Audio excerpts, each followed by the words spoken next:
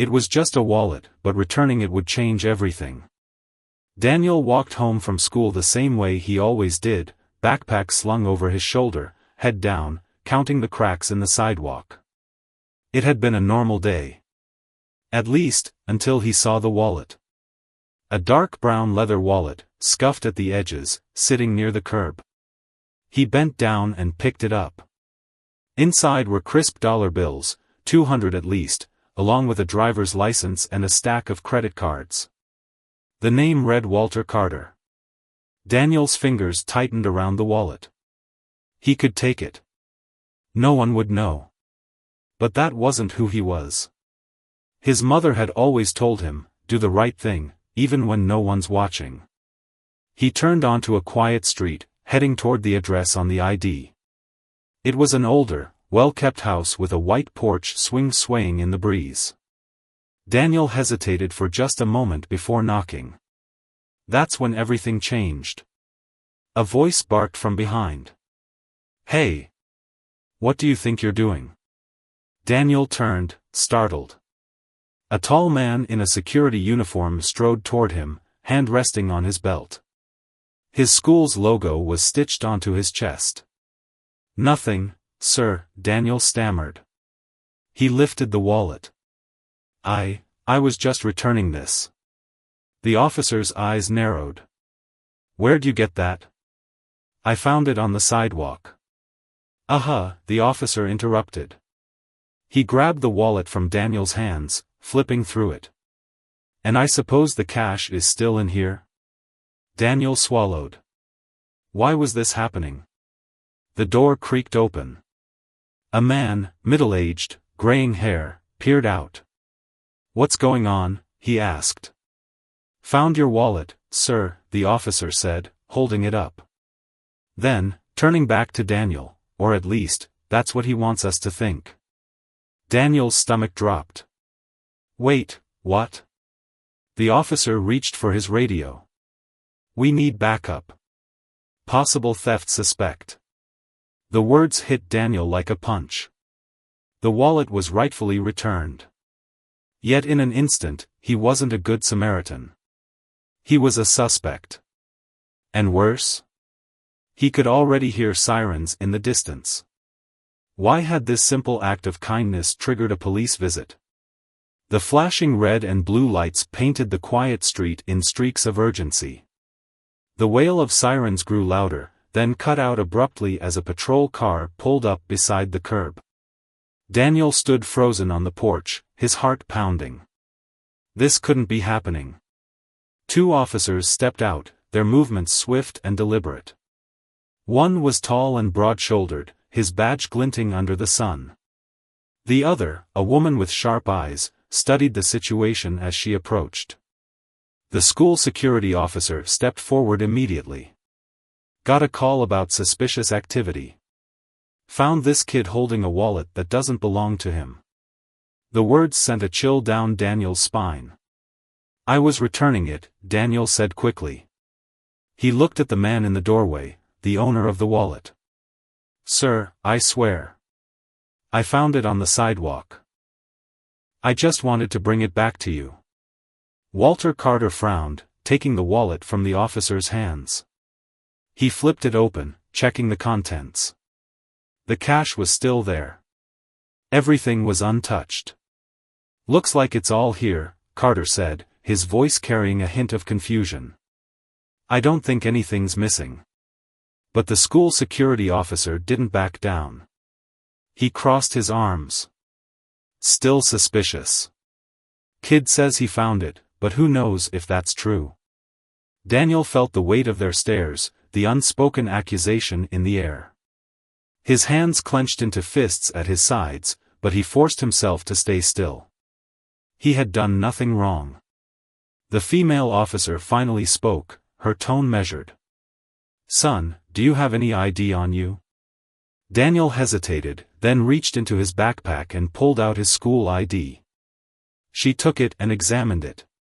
"Daniel Owens. 7th grade," she read aloud. She looked back at him. "And you say you found this wallet on the sidewalk?"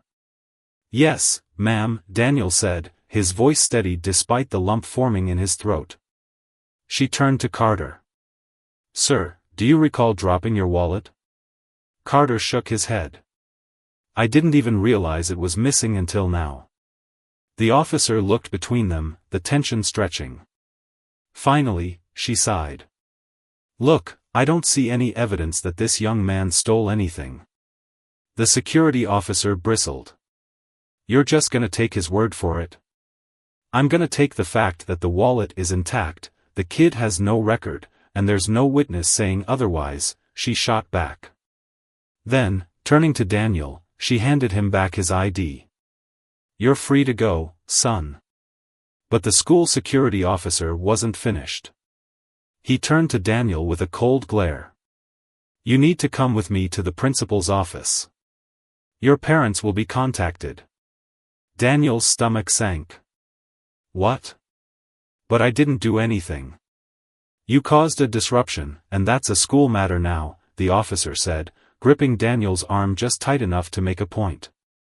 Mr. Carter finally spoke up, his voice sharp. "This boy did the right thing. He returned my wallet. Why are you treating him like a criminal?" The security officer ignored him and pulled Daniel toward the patrol car, where a school-issued vehicle waited. Daniel twisted in his grip. "Wait. Call my mom, please." The officers hesitated, but the security officer only tightened his hold. "She'll be hearing about this soon enough." The female officer, clearly uncomfortable with the situation, sighed and shook her head. But she didn't stop it. As Daniel was led toward the car, he could hear Mr. Carter still speaking, but his voice was drowned out by the single thought looping in Daniel's mind. How did doing the right thing go so wrong? Daniel sat stiffly in the small, cold chair outside the principal's office, his hands clenched together in his lap.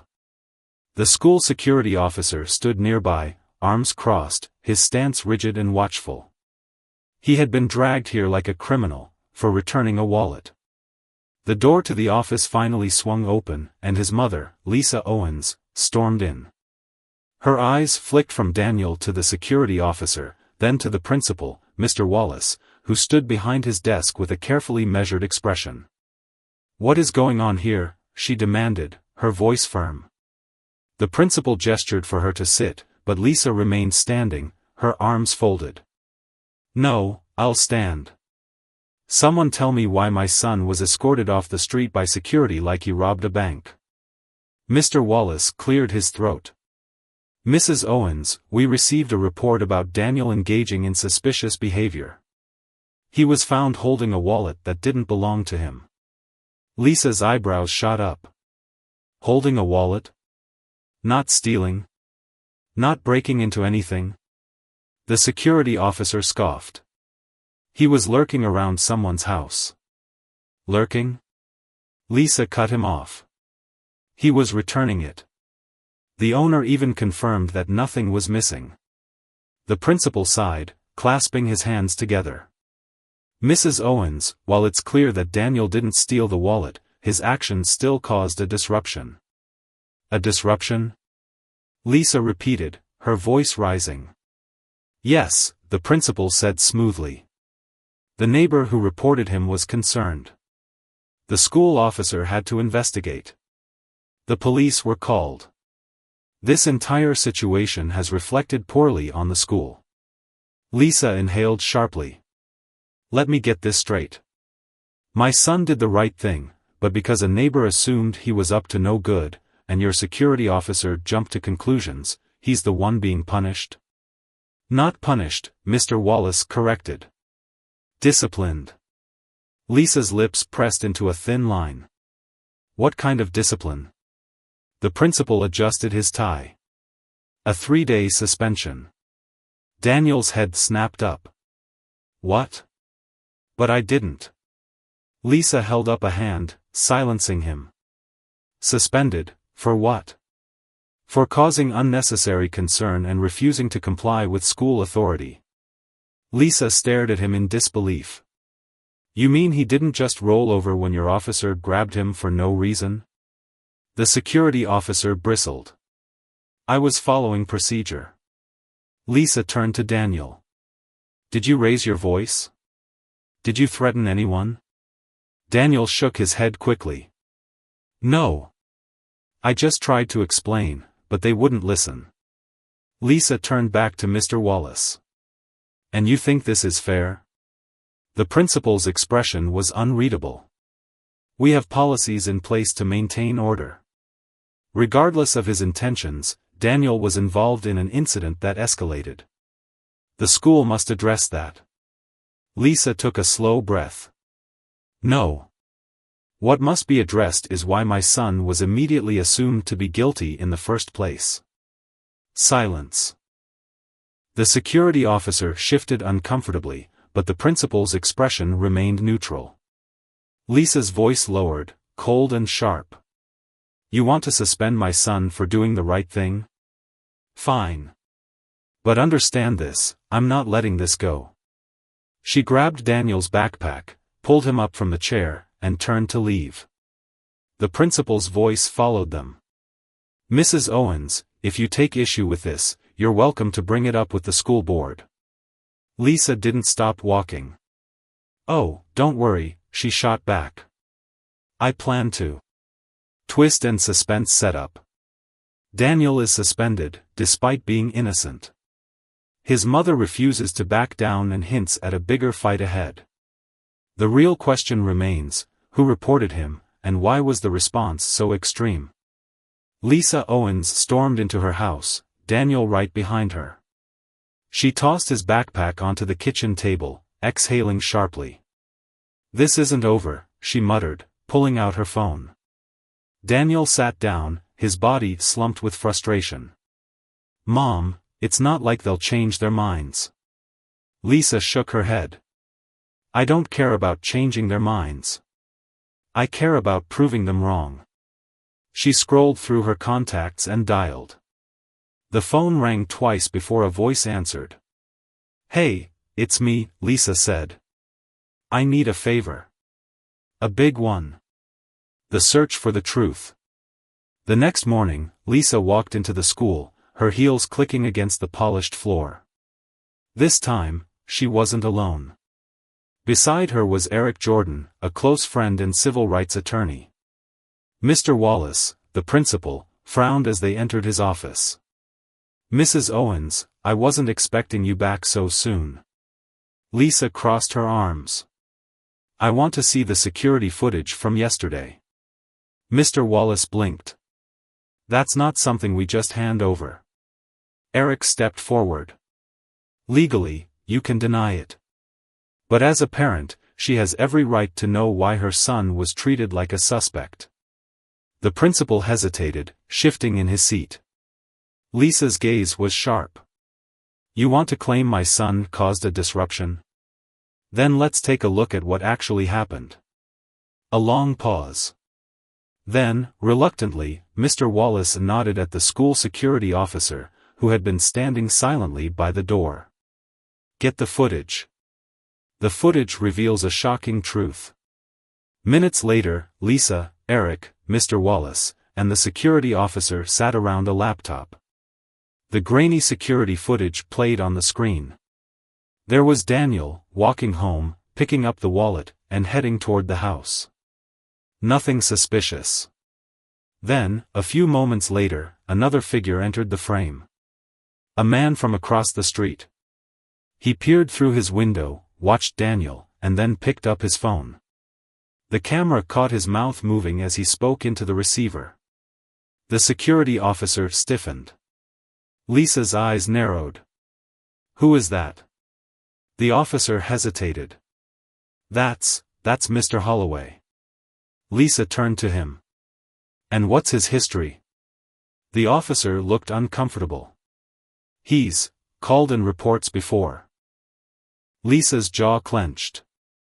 Reports. Plural. She leaned forward. How many times has he reported black students near his house? The room went silent. The officer shifted. I don't have that information. Lisa turned to Eric. Can we get it? Eric nodded. Legally? Yes. He glanced at Mr. Wallace. Or, he could just tell us now. Mr. Wallace sighed, rubbing his temples. Holloway has made calls before. Lisa's hands curled into fists. You mean this isn't the first time he's falsely accused a kid? The security officer cleared his throat. We, usually take precautionary measures. Lisa cut him off. No. What you did was take a racist man's word over my son's actions. Silence. Then Lisa turned to Mr. Wallace, her voice controlled but firm. My son was suspended because of your negligence. I want his record cleared. Today. Mr. Wallace hesitated. I need to take this up with the school board. Lisa exhaled sharply. Fine. But I want a meeting with the board and the district superintendent. If I don't get one, I'll take this story straight to the press. The bigger fight begins. The real culprit is revealed, Mr. Holloway, a known false reporter, who had a history of calling in reports on black students. Lisa now has proof that Daniel was unfairly targeted. The school security officer looks nervous, because it's clear they listened to a biased source without verifying the facts. Lisa demands a formal meeting with the school board. The battle for justice is far from over. Lisa didn't waste time. By the next morning, Daniel's story was everywhere. She had posted a detailed account on social media, tagging the school board, local news outlets, and community leaders. The post included the security footage stills, clear proof that Mr. Holloway had falsely reported Daniel. The reaction was instant and explosive. The internet erupts. Thousands of comments flooded in. This is why kids don't even bother doing the right thing anymore. This boy was raised right. The adults? Not so much. That security officer needs to be fired. Today. Mr. Holloway needs to be charged for false reporting. By midday, the local news had picked up the story. A reporter reached out to Lisa, and within hours, a segment aired on TV. A 12-year-old boy tried to return a lost wallet. Instead, he was accused of theft and detained by school security. Now, his mother is demanding accountability. Lisa sat across from the news anchor, her expression calm but firm. Daniel is a good kid. He was taught to be honest. And because of that, he was treated like a criminal. The anchor nodded. And now, you're requesting a formal meeting with the school board? Lisa's eyes were sharp. I'm demanding one. The school scrambles to respond. At the district office, the school superintendent, Dr. Hayes, watched the news segment on his phone. He rubbed his temples. This was bad. The school board had already started getting emails and calls, from concerned parents, community activists, even lawyers. His secretary stepped into the room. Sir, you have a call from the mayor's office. And the school board wants an emergency meeting. Dr. Hayes sighed. Set it up. Daniel struggles with the attention. Meanwhile, Daniel wasn't feeling like a hero.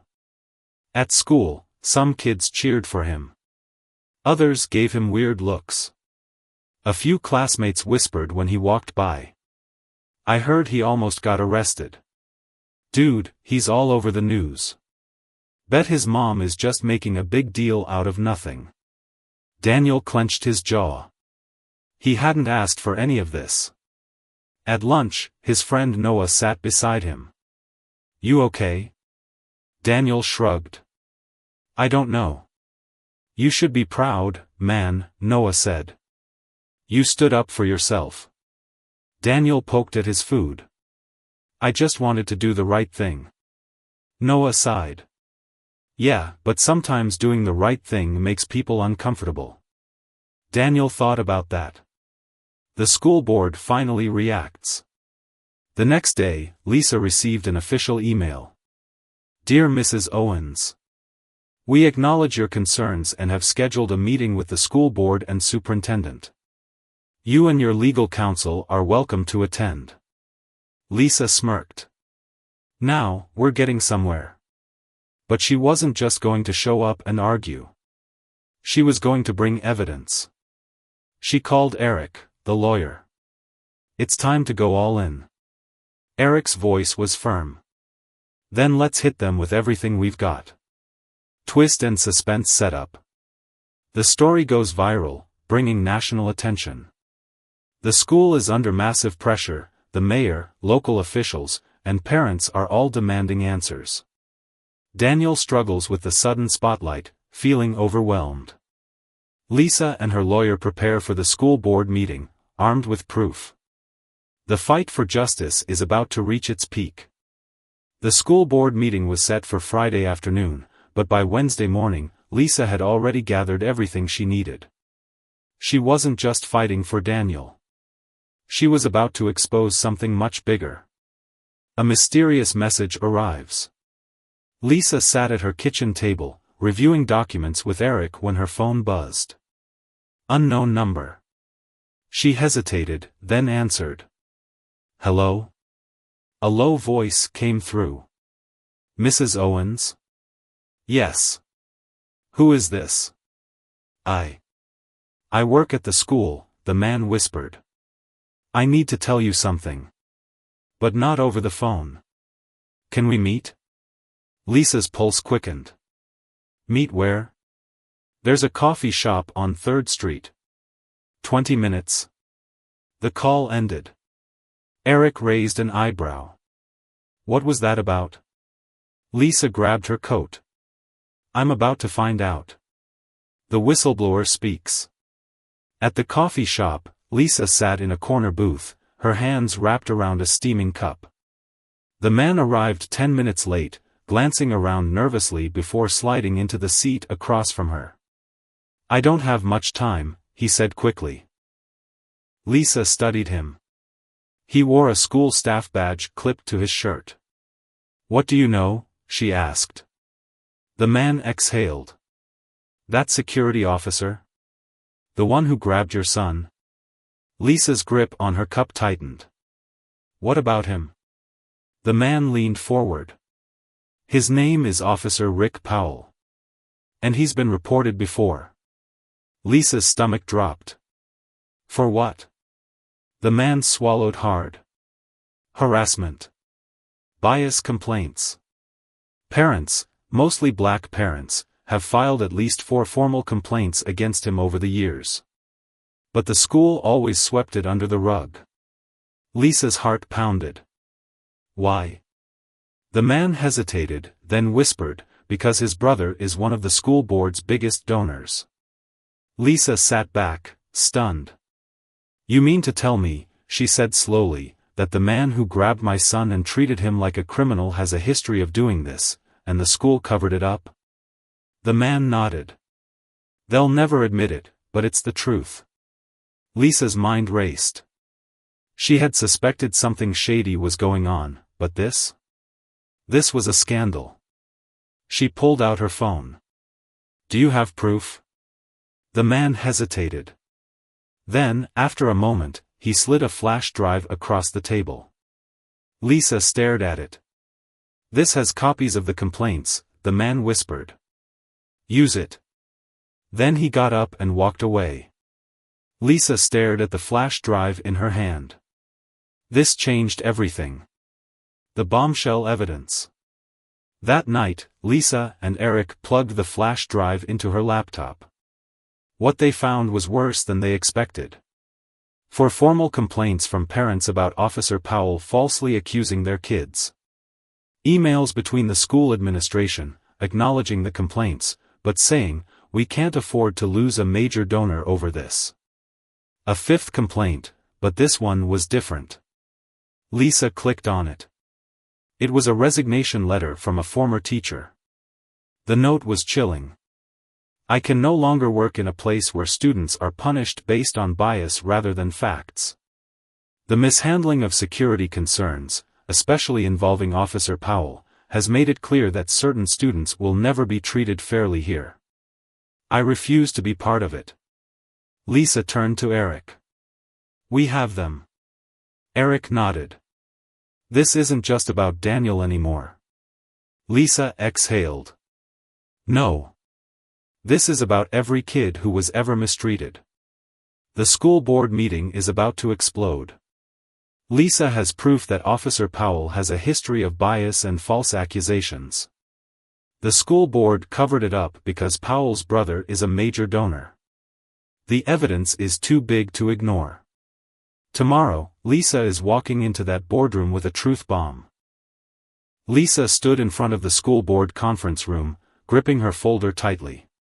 She could hear the low murmurs of the board members inside, completely unaware of the bombshell she was about to drop. Eric, standing beside her, leaned in. Are you ready for this? Lisa exhaled, steadying herself. They think they're in control. Her fingers tapped against the folder. They have no idea what's coming. Eric smirked. Then let's make sure they remember this day. Lisa nodded. Let's end this. The meeting begins. The boardroom was as cold as the faces staring back at her. The superintendent, Dr. Hayes, sat at the head of the table. To his right was Mr. Wallace, the principal, looking as neutral as ever. On his left, a few board members, including Robert Powell, Officer Powell's brother. Lisa's jaw clenched. There he is. The man who's been protecting his brother all this time. Dr. Hayes cleared his throat. Mrs. Owens, you requested this meeting regarding your son's suspension. We are open to hearing your concerns, though we believe the matter has already been handled appropriately. Lisa gave a humorless smile. Oh, I'm not here to talk about my son's suspension anymore. She slid the flash drive across the table. Dr. Hayes frowned. What is this? Eric folded his arms. Evidence. Robert Powell shifted in his seat. Lisa leaned forward. That drive contains 4 formal complaints against Officer Powell. Complaints that were buried. Complaints from parents who saw their kids falsely accused, just like my son. The room fell silent. Dr. Hayes cleared his throat. Mrs. Owens, this is highly inappropriate. Lisa wasn't finished. She tapped the folder in front of her. This is a resignation letter from a former teacher who left the school because of Powell's misconduct. She turned to Robert Powell. And this? She opened the folder and held up a printed email. This is a message between you and the principal, acknowledging the complaints but choosing to ignore them because you didn't want to lose a donor. Robert's face turned red. That's ridiculous. Lisa slammed the folder shut. What's ridiculous is that a known liar accused my son of something he didn't do. And instead of checking the facts, your security officer grabbed him like a criminal. This was never about school policy. This was about bias. Mr. Wallace, for the first time, looked visibly uncomfortable. Lisa locked eyes with the superintendent. You knew. All of you did. And you let it keep happening. The room falls apart.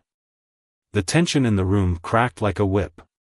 One board member turned to Dr. Hayes. Is this true? Dr. Hayes hesitated. I wasn't aware of all the details. Lisa scoffed. Oh, so you're saying you just happened to overlook 4 complaints, a resignation letter, and multiple incidents? Another board member turned to Robert Powell. Did you know about this? He stared at the screen, his face unreadable. So, it's over, he asked.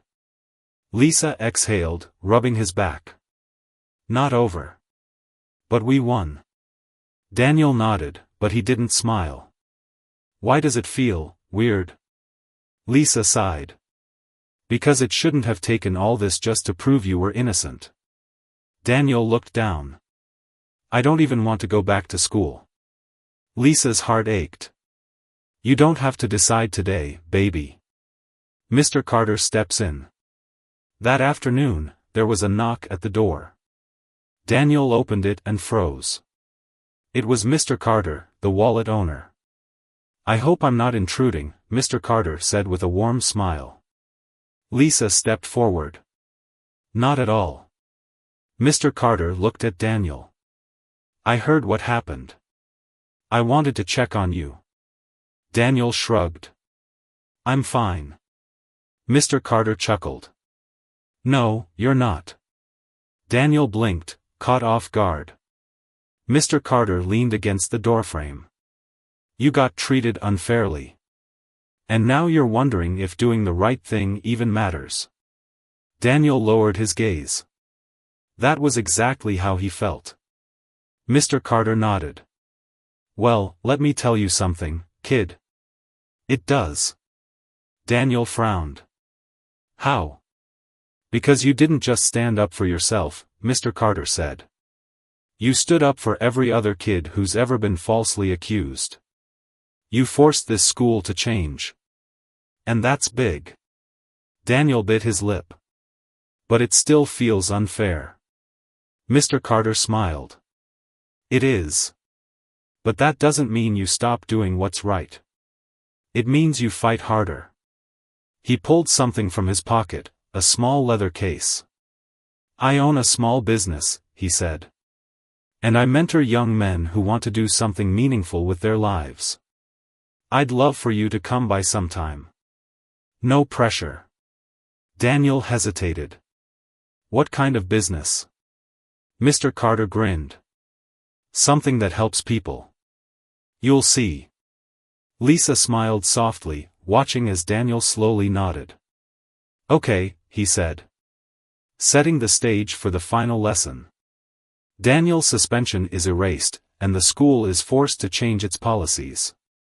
Officer Powell is finally being held accountable. Mr. Holloway has been exposed as a false reporter. Daniel still struggles with the emotional weight of what happened. Mr. Carter offers him guidance, a mentor who truly sees him. But one question lingers: what did Daniel really learn from all this? A week had passed since the school board meeting.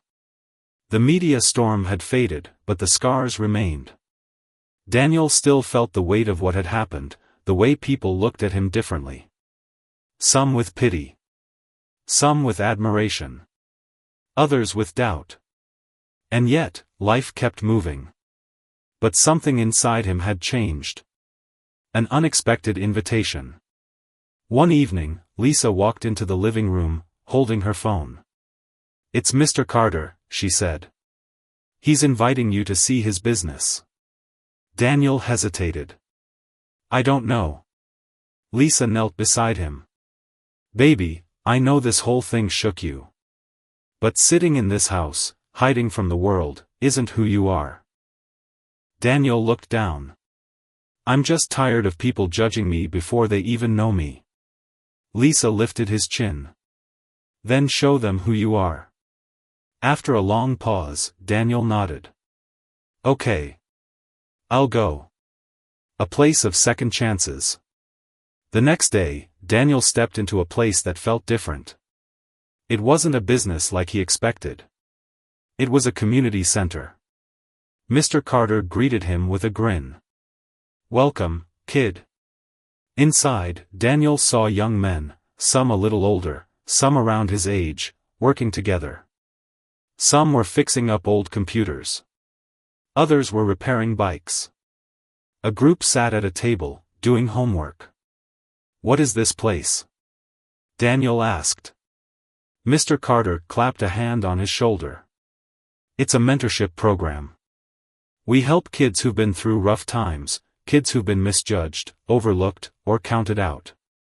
Daniel's chest tightened. "Like me?" "Like you," Mr. Carter said. "Like me." Daniel blinked. "You?" Mr. Carter nodded. "I wasn't always a businessman. When I was your age, I got accused of stealing a bike that wasn't mine. Spent the night in a holding cell for something I didn't do." Daniel's eyes widened. "What happened?" A mentor stepped in, Mr. Carter said. He taught me that I was more than what the world assumed about me. That I had to prove them wrong, not by fighting, but by building something they couldn't ignore. Daniel swallowed. And that's what you did? Mr. Carter smiled. That's what I'm still doing. That night, as Daniel lay in bed, his mind raced.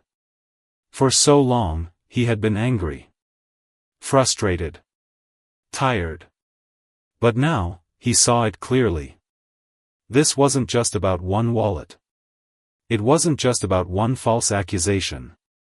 It wasn't even just about him. It was about proving, every single day, that people like him were more than what the world assumed. And he wouldn't let one bad moment define him. The next morning, Daniel walked into school. Head high. Shoulders squared. People still whispered. Some still stared. But he didn't shrink this time. Because he knew who he was. And that? That was enough. Globe showing Europe, Africa, the world isn't always fair. But that doesn't mean we stop doing what's right. Flexed biceps. You don't let people's assumptions define you. You define yourself. Red heart. The best way to change the world? Keep proving them wrong. Every single day.